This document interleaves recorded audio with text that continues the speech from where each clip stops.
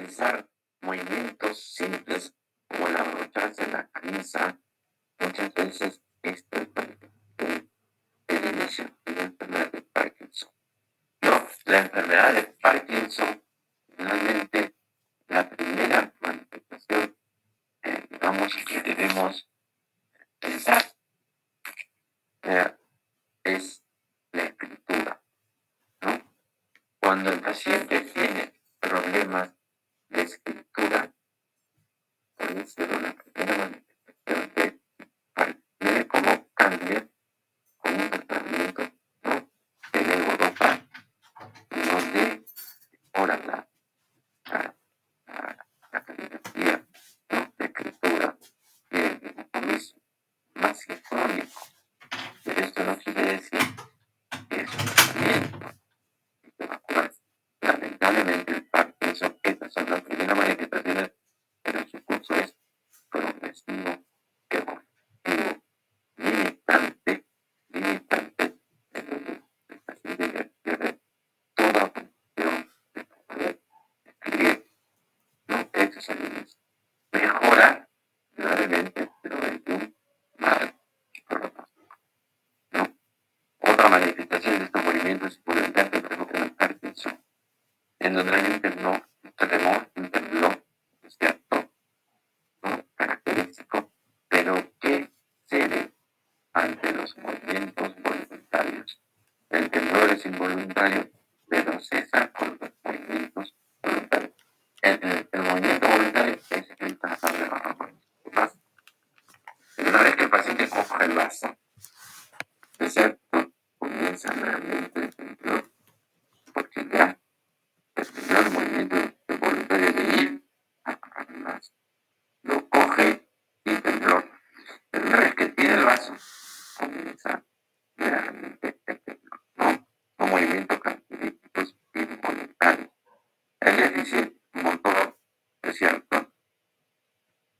Aquí tenemos que volar la marcha, la dificultad para ponerse en pie, las caídas, ya es unilateral, es ascendente, ¿no?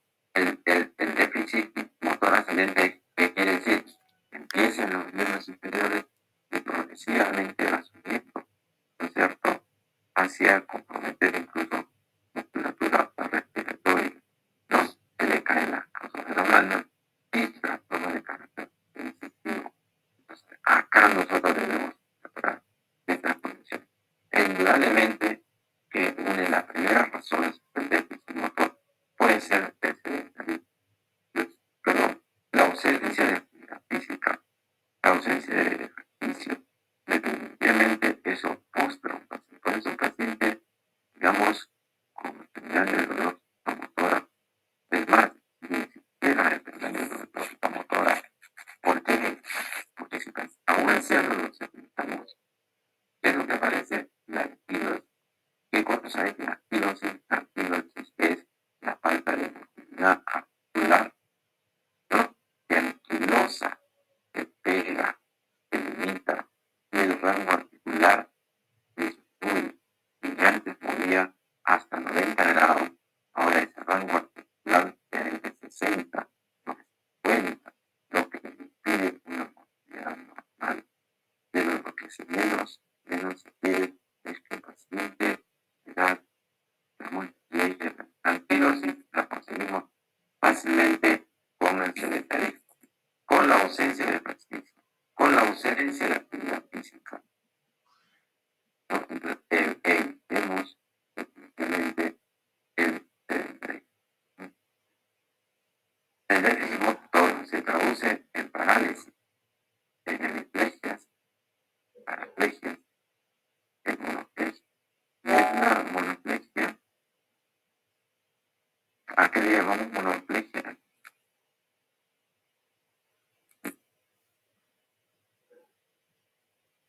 ¿Quién sabe qué es una monoplegia? Es el déficit de movimiento de una sola parte del cuerpo. De una extremidad, ¿no es cierto? Y la paraplegia. Ya son en dos partes o en dos extremidades. Paraplegia, extremidades inferiores, ¿no es cierto? Mayor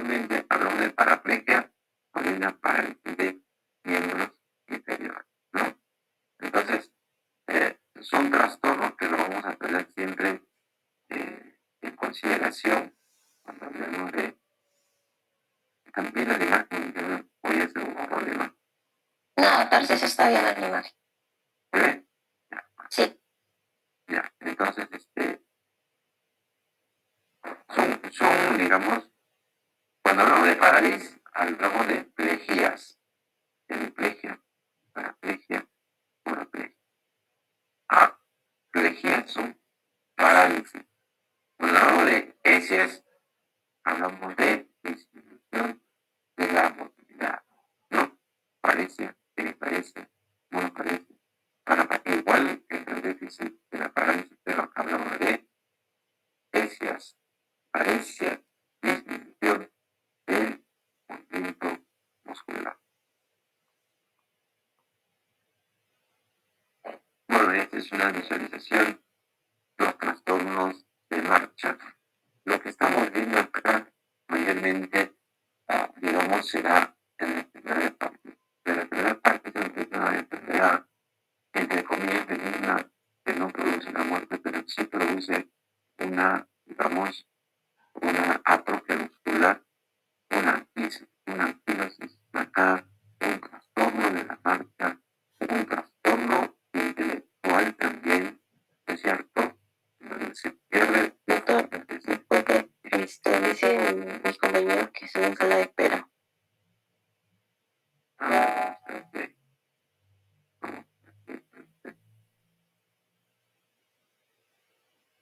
Otra vez están de... Entonces, esto de acá son trastornos de marcha. Lamentablemente, la primera parte no es degenerativa. Las genera un trastorno definitivamente cognitivo y motor, ¿no? Progresiva, irreversible, y que tiene un carácter hereditario concreto. Repito esto porque partidos lo vamos a ver siempre y que se tienen que enfrentar muchas veces al diagnóstico. ¿No? El manejo es muy amplio, ¿no? Con ciertas técnicas quirúrgicas, ¿no? Muy específicas y en algunos casos se no en la actualidad bastante. Correcto, entonces con esto terminamos lo que es la parte de la historia clínica. Déjenme ver si podemos seguir avanzando un momento.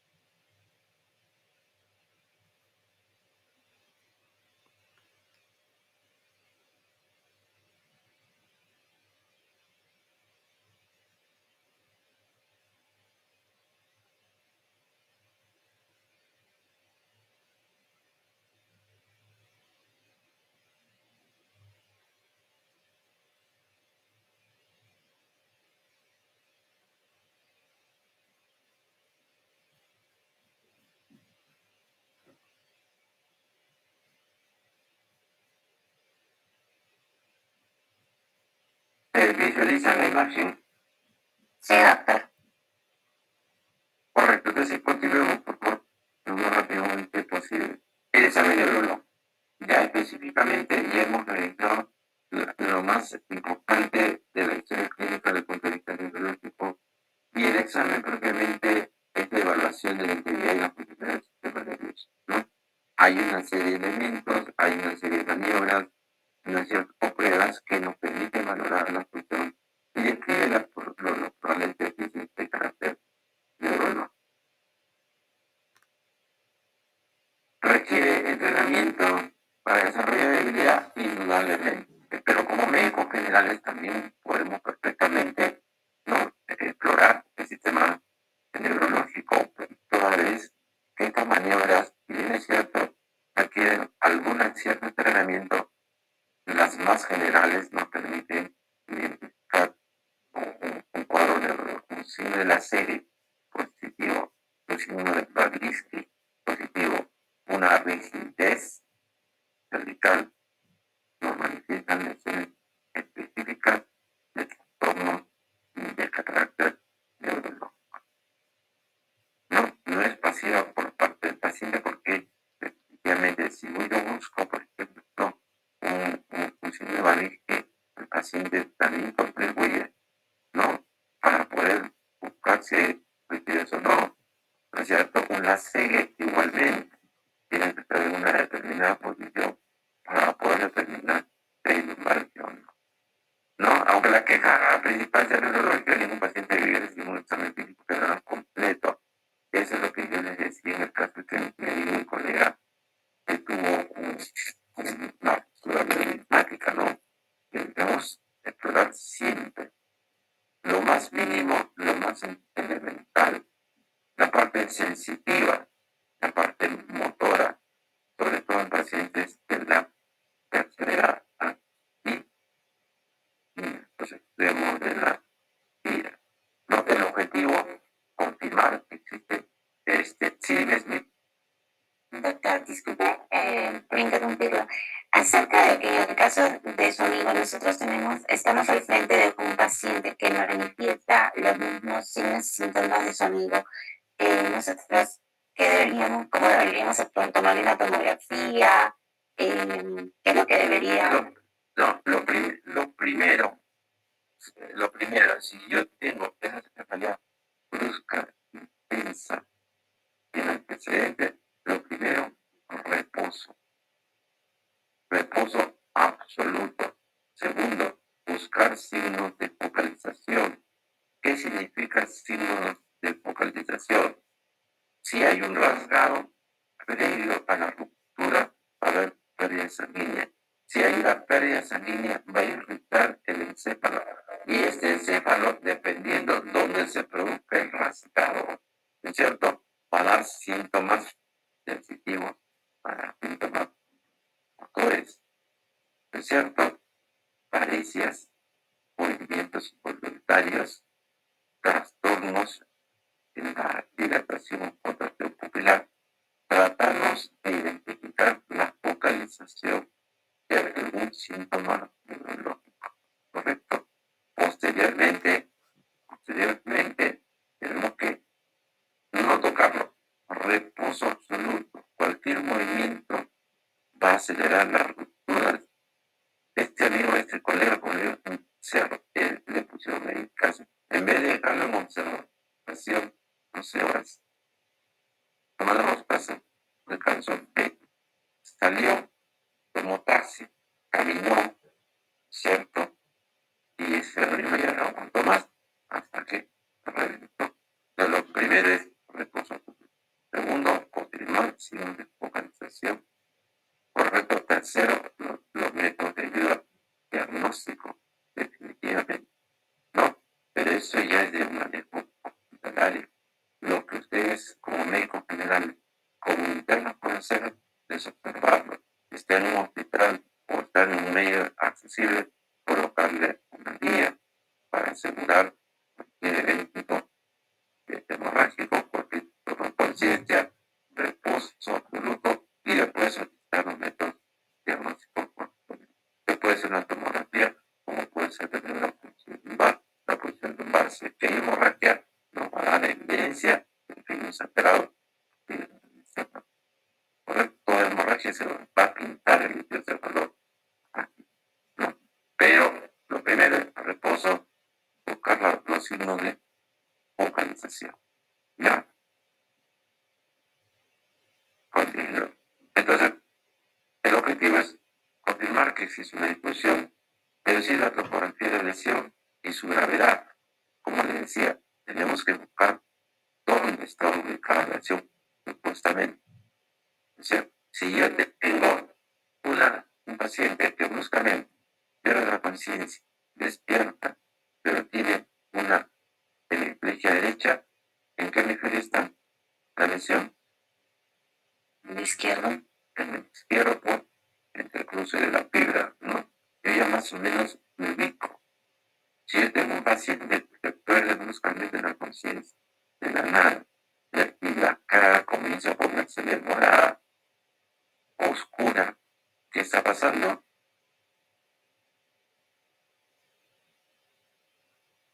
Una ruptura vascular, un accidente cerebrovascular hemorrágico, que extravasa la sangre, cambia incluso la coloración de la cara. Entonces, topográficamente tenemos que identificar dónde está el cáncer. ¿Cuándo debemos realizar? Durante un examen físico de rutina, después de un traumatismo. Eso es importantísimo. No, porque hay un traumatismo moderadamente o severo, debemos tener el reposo del paciente y tratar de explorar la parte neurológica, primero la parte de conciencia, que está lúcido, ¿cierto? El dolor, el mareos, ¿cierto? Está consciente, si se acuerda lo que ha pasado, para nosotros identificar efectivamente qué tipo de patología puede ser. Y es más, cuando tiene un traumatismo cráneoencefálico y no tiene mayor sintomatología, en ese momento no quita de que esto pueda tener su manifestación hasta un mes después. ¿No es cierto? Hasta un mes después un hematoma celular no puede dar manifestaciones después de un mes. ¿Por qué? Se produce una microhemorragia por goteo lento, ¿no? Y se va acumulando como un recipiente dentro del cráneo hasta que llega a tener un volumen regularmente grande y comprime el encéfalo y se produce un entramiento del tronco encefálico sobre el agujero magno y lo que produce la muerte del paciente. Entonces hay que ser muy serios, digamos, muy críticos en observar una lesión de carácter traumático. Se hace para seguir la progresión de la enfermedad, cómo está evolucionando, si hay una mejoría o no, si hay desaparición de los síntomas o hay un empeoramiento de los síntomas. Y cuando la persona presenta algún signo de afección de carácter neurológico, ¿no? ¿Cómo vamos a explorar, digamos, la parte neurológica con diversos instrumentos, ¿no? Desde un diapasón, un estetoscopio, un osciloscopio, linterna, un juego de llaves, imagínese usted, un imperdible, una aguja, que nos va a permitir explorar sensibilidad. La sensibilidad no solamente es al tacto, la sensibilidad puede ser visual, la sensibilidad puede ser sonora, correcto, y que son manifestaciones de carácter nervioso, puede ser olfatoria también. Bien. Órdenes de examen de población del sistema nervioso central, tenemos que evaluar primero las funciones corticales, tenemos que evaluar las funciones craneales, cómo está el sistema motor, el comportamiento del sistema sensitivo, trastornos del cerebelo, con los movimientos conjugados, la marcha, ¿no? La postura y la interpretación. ¿No? Esos son los elementos que debemos tener en cuenta para la evaluación de carácter neurológico. Dentro de lo que son las funciones corticales, el nivel de conciencia, la orientación, el comportamiento, el lenguaje, la memoria, la capacidad perceptiva y la exploración del dolor frontal, ¿no es cierto? En donde la corteza frontal prácticamente es la que define entre lo bueno y lo malo, por decirlo así, ¿no? Es lo que se bloquea en el alcohólico, por ejemplo, ¿no? En el alcohólico hay un descontrol de sus acciones, ¿no es cierto? Se pone malcriado, se pone peleador,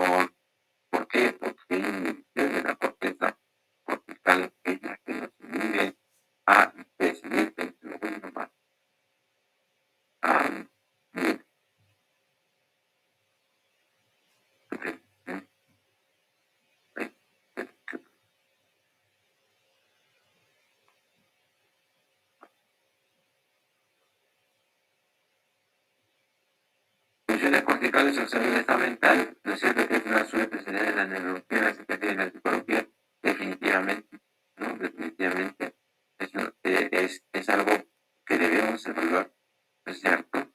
¿Cuál es el estado mental? Todo paciente que viene generalmente que ha tenido una cirugía cerebrovascular, independientemente, digamos, dónde se origina, definitivamente tiene un trastorno de su estado mental. Ya no tiene la misma lucidez de antes, ya no tiene el mismo control que pudiera tener, que tenía previo a su accidente vascular. Hay siempre una secuela en su estado mental, ¿no?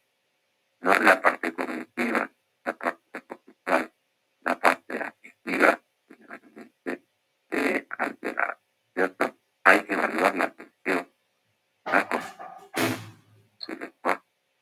Hay pacientes que quieren expresarse, pero no les sale la palabra, ¿no? Entonces ahí ya nosotros necesitamos de que había una secuela, de repente que nuestro nivel. El nivel de conciencia, evaluar el nivel de conciencia, el nivel de interacción con el entorno. Eso es lo que yo le decía, ¿no? La conciencia es esa interacción que tenemos a nuestro alrededor. Cuando nosotros perdemos ese contacto con nuestro entorno, perdemos la conciencia. Lo normal es el estado de vida. Las variaciones son un estado de conciencia disminuido, comparado con un estado de conciencia exacerbado, aumentado. ¿No es cierto? La somnolencia, el estupor, el coma, ese superficial o profundo, y que luego hablamos mediante la escala de Glasgow. Y el estado aumentado de nivel de conciencia es el estado de hiperexcitación. La orientación lo medimos con el tiempo, días, meses, años, el lugar donde se encuentra, la persona que es, quién es el que lo está enseñando, de qué por qué está ahí, qué estamos haciendo, el comportamiento, aspecto de carácter motor, es aquel que está en hiper o hipoquinesia, tenso, relajado o normal. Emocionalmente, el comportamiento también lo podemos evaluar y vemos que es un paciente con tendencia a la depresión, ¿no es cierto? Eufórico, ¿no? Hostil, irritable, negativista, ¿no? Sobre todo porque nunca lo ha sido, porque sí podemos encontrar un paciente irritable, hostil. Claro, si lo hemos tenido esperando 4 horas en la sala de emergencia, sentado uno decir, bueno, va a estar negativista, irritable. Eso no quiere decir que se trate de un comportamiento neurológico, un trastorno emocional. O sea, hay que saber diferenciarlo. Pero aquel paciente que la familia requiere, por eso le digo yo, neurológicamente aquí, un paciente que viene por trastorno de carácter neurológico, es porque la familia lo trae, es porque la familia quiere saber qué es lo que ha pasado. Y ella nos dice, se ha vuelto irritativo, se ha puesto pegalón, se ha puesto negativista, entonces ya habla de una manifestación previa, extrahospitalaria, a cuando nosotros estamos bien. Los trastornos del lenguaje, ¿no es cierto?, que pueden ser la afasia, colifasia, anarquia o disarquia, ¿no? En donde la afasia es esa, digamos, ausencia total de poder hablar. La disfasia es una dificultad para encontrar palabras, igual la náusea, ¿no? Son trastornos del lenguaje. El paciente quiere comunicarse, pero no puede, ¿no? Entonces, puede ser un bloqueo total o puede ser parcial. Cuando es afasia o es anarquia, es un bloqueo total. Cuando es disfasia o disártica, es algo temporal. Pero de cualquier manera, es un trastorno de comunicación, ¿no? Comunicación. El paciente no puede, digamos, quiere comunicarse, pero no puede, ¿no? Y eso es algo que nosotros debemos siempre tener en cuenta durante, digamos, el examen que le vamos a hacer al paciente.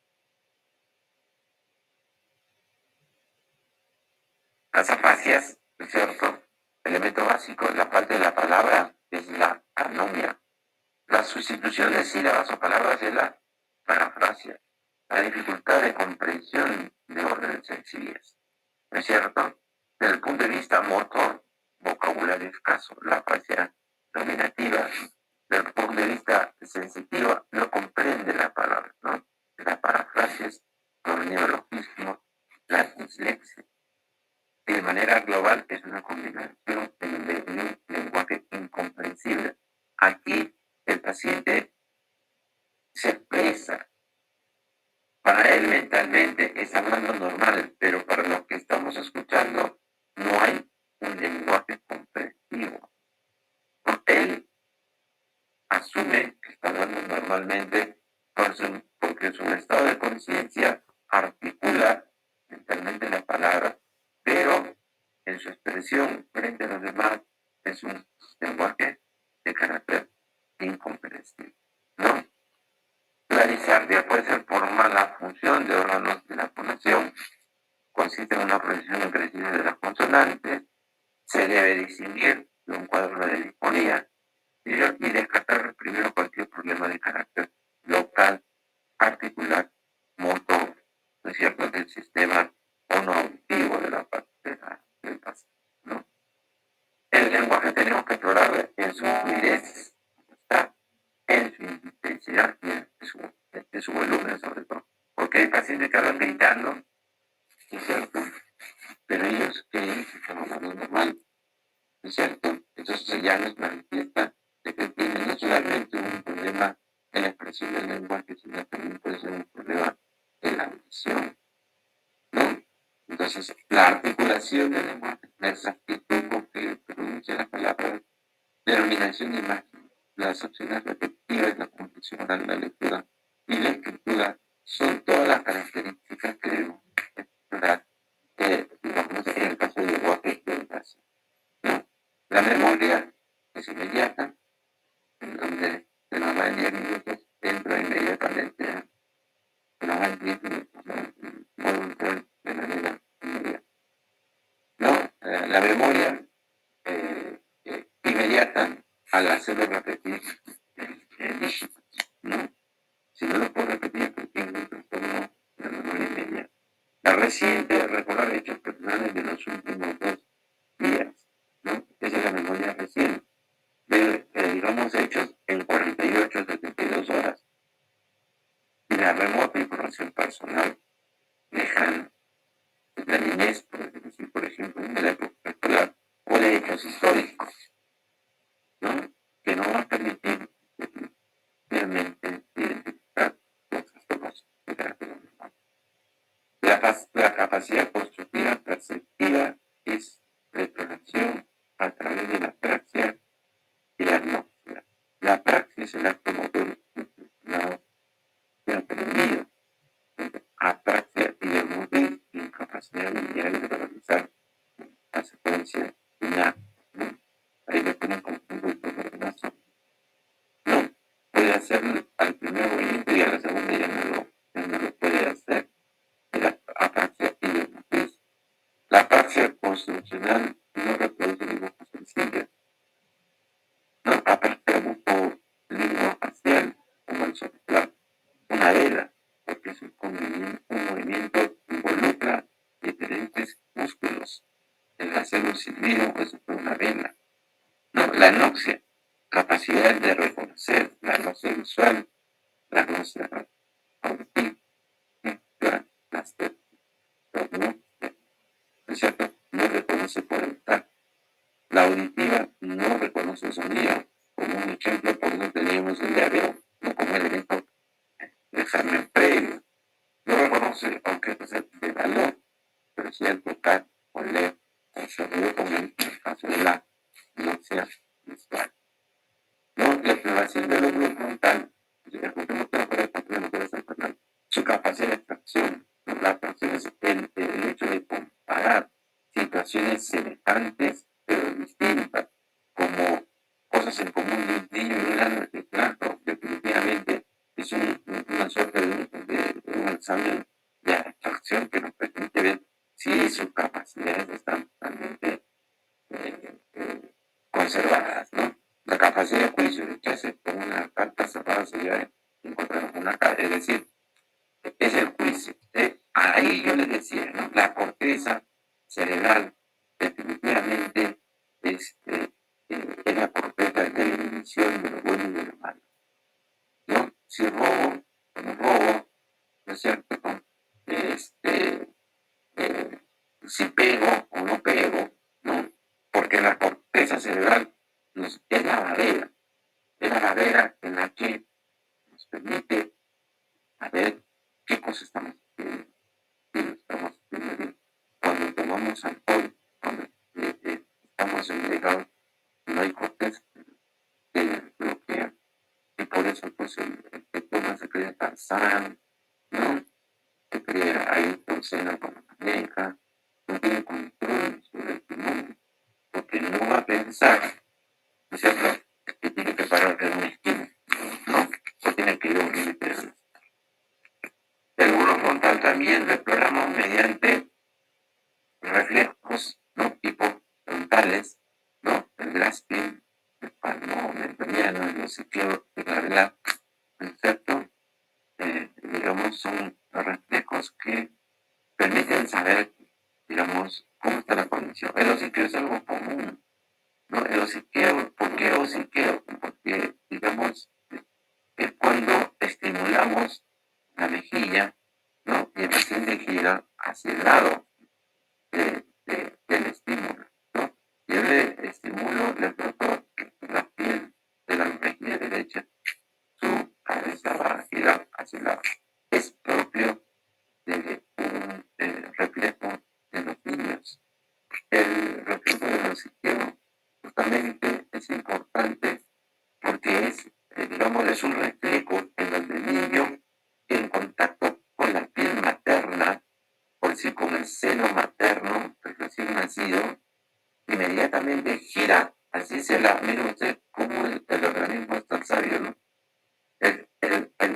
El niño, el lactante, entra en contacto con el seno materno, se le coloca la mejilla sobre el seno de la madre, y él gira hacia ese mismo lado del contacto. ¿Por qué?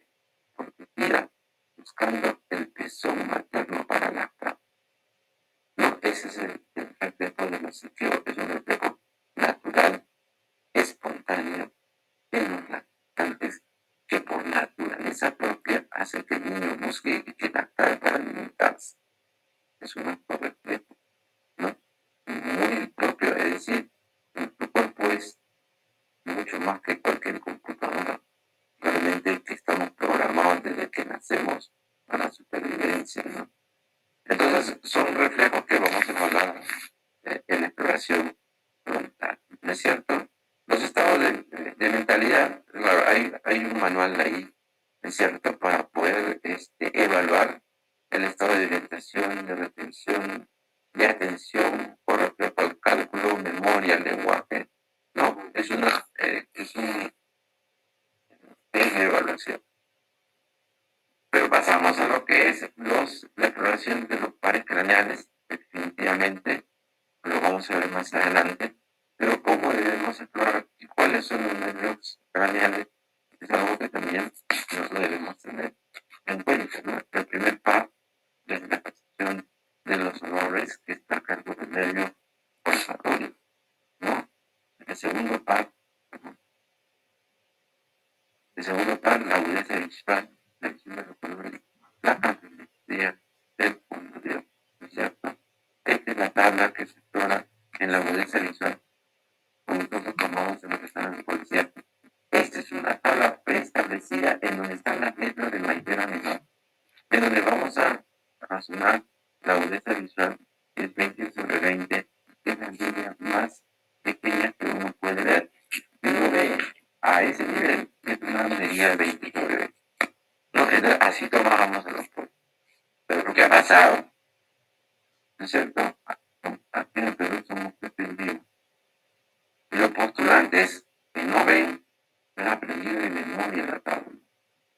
Pero lo único que hacían ellos era contar en qué nivel está la tabla, más o menos la 1, la 2, la 4. Que letra vez ya se la sabían. Ahora imagínate todo el mundo está jalado. No, porque la letra la cambiamos en el tablero. No nos basamos en una tablero, cambiamos todo.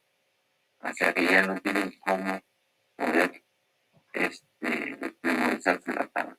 ¿No? Lo otro es la identificación de los colores. Usted viene esa circunferencia, eso lo tenemos en un librito con diferentes números. ¿No? En este caso que no vemos, no me digan que no ven el número, pues todito van a pasar el plan. ¿Qué número ven ahí? De 474.